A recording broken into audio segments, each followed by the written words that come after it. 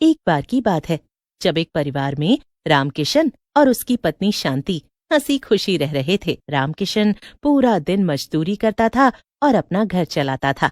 दोनों की शादी को करीब 2 साल हो गए थे, पर उनके घर में कोई भी बच्चा नहीं था। एक दिन अचानक शांति ने रामकिशन के घर आने के बाद उसे खुशखबरी दी। पता है, मैं माँ बनने वाली हूँ। जी हाँ, मैं सच बोल रही हूँ। रामकिशन इतना खुश होता है कि रात को ही मिठाई लेने निकल पड़ता है।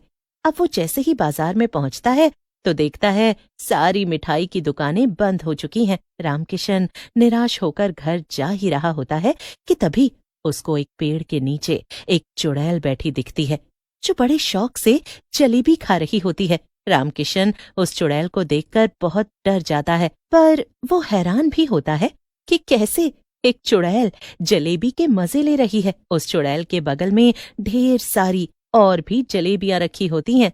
ए आदमी, तू मुझे ऐसे घूर घूर के क्या देख रहा है? नहीं नहीं, ऐसी कोई बात नहीं है। मैं तो बस ऐसे ही तुमको देखकर हैरान था कि तुम कैसे इतनी सारी जलेबियां खा सकती हो। मुझे जलेबी बहुत पसंद है और मैं रोज जलेबी खा सकती हूँ।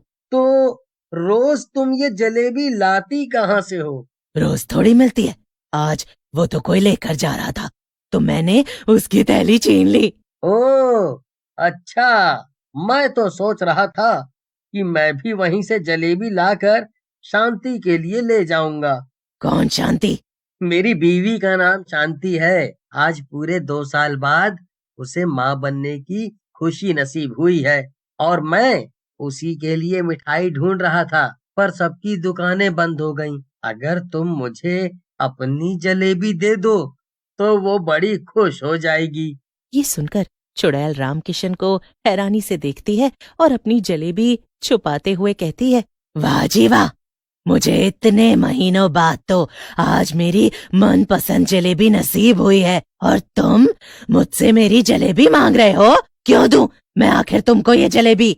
अरे, अगर तुम मुझे इसमें से थोड़ी सी जलेबी दे दोगी तो मैं इसके बदले तुमको रोज जलेबी ला कर दूंगा। ये सुनकर चुड़ैल तो बड़ी खुश होती है कि बस थोड़ी सी जलेबी के बदले उसे रोज जलेबी मिलेगी। पर अगर तुमने मुझसे झूठ बोला और ये जलेबी लेकर दोबारा नहीं आए तो? नहीं नहीं, मैं वादा करता हूँ, मेरा यकीन करो, मैं तुम्हारे लिए रोज जलेबी लाऊंगा। चुड़ैल इस बारे में बहुत सोचती है और फिर रामकिशन की बात मानकर उसे जलेबी दे देती है।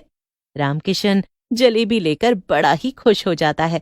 वो खुशी खुशी घर आता है और शांति को आवाज देता है, जी मैं आ गई। अरे वाह, जलेबी जल्दी दो ना, मुझसे सब्र नहीं हो रहा। हाँ हाँ, खाओ ना, तुम्हारे लिए ही तो लाया हूँ इतनी मुश्किलों से। मुश्किल से क्यों? अरे कुछ नहीं, ऐसे ही बोल रहा हूँ। है, चलो अब जल्दी से खाओ और बताओ कैसी है। शांति जल्दी से जलेबी खाती है और जलेबी की खूब तारीफ करती है। अक्सर औरतों को ऐसे समय में खट्टा खाने का मन होता है, पर शांति को मीठा। वो जलेबी बड़े ही मजे से खाती है और सब की सब चट कर जाती है। उसके बाद दोनों साथ में खाना खाते हैं और मजे की नींद सोते हैं। अगले दिन रोज की तरह रामकिशन अपने काम पर निकल जाता है। पूरा दिन काम करके जब वो घर लौट रहा होता है तो उसे जलेबी वाला दिखता है और उसी से उसको चुड़ैल की बात याद आ जाती है। अरे, मैंने तो उस चुड़ैल से वादा किया है कि मैं रोज उसके लिए जलेबी लेकर जाऊंगा। अच्छा हुआ याद आ गया। चलो अब जल्दी से उसके लिए जलेबी ले लेता हूँ। जलेबी वाला गर्मा गर्म जलेबी कढ़ाई से निकालकर रामकिशन को दे देता है। रामकिशन सीधा उसी पेड़ के पास जाता है और चुड़ैल को इधर उधर ढूंढने लगता है। तभी चुड़ैल ऊपर पेड़ से कूदती हुई नीचे आ जाती है। तुम मुझको ही ढूंढ रहे थे ना? हाँ, और तुमने तो मुझे अचानक डरा ही दिया। खैर छोड़ो सब, और ये लो तुम्हारी जलेबी। जलेबी का नाम सुनकर चुड़ैल की तो खुशी का ठिकाना ही नहीं रहता। वो जल्दी से रामकिशन से जलेबी छीनती है और बस वहीं खाने बैठ जाती है। अरे वाह, कितनी स्वादिष्ट है, मजा आ गया, एकदम गर्मा गर्म और करारी। तुम तो अपने वादे के पक्के निकले। रामकिशन वहां से चला जाता है और चुड़ैल वहीं बैठकर अपनी गर्मा गर्म जलेबियों को शौक से खा रही होती है। रामकिशन अब रोज ही उस चुड़ैल के लिए जलेबियां लेकर जाने लगता है। चुड़ैल रामकिशन का रोज इंतजार करती है और रोज मजे से जलेबी का स्वाद लेती है।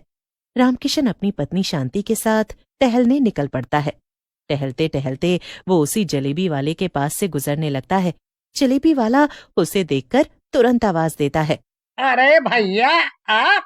हाँ भैया, बस बीवी को थोड़ा टहलाने लाए थे। अच्छा किया भैया, ऐसे में तो खूब टहलना भी चाहिए। अरे देखो ना, कितनी गर्मा गर्म जलेबी बन रही है, मुझे भी खानी है। रामकिशन जलेबी वाले को गर्मा गर्म जलेबी निकालने के लिए बोलता है। जरा एक बोतल पानी भी ले आओ ना। रामकिशन पानी लेने चला जाता है और शांति अकेली बैठकर जलेबी खाने लगती है। थोड़ी देर बाद जलेबी वाला शांति से कहता है, लगता है भाभी जी आपको जलेबी बहुत ही ज्यादा पसंद है, तभी भैया जी रोज आपके लिए रात को जलेबी लेकर जाते हैं। रोज?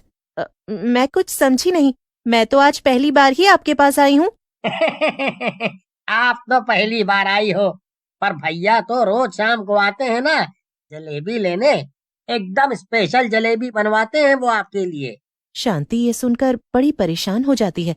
उसे रामकिशन के ऊपर बड़ा ही गुस्सा आ रहा होता है कि आखिर वो रोज किसके लिए जलेबियां लेकर जाता है। अब जैसे ही सामने से रामकिशन पानी लेकर आता है, शांति उस पर बरस पड़ती है।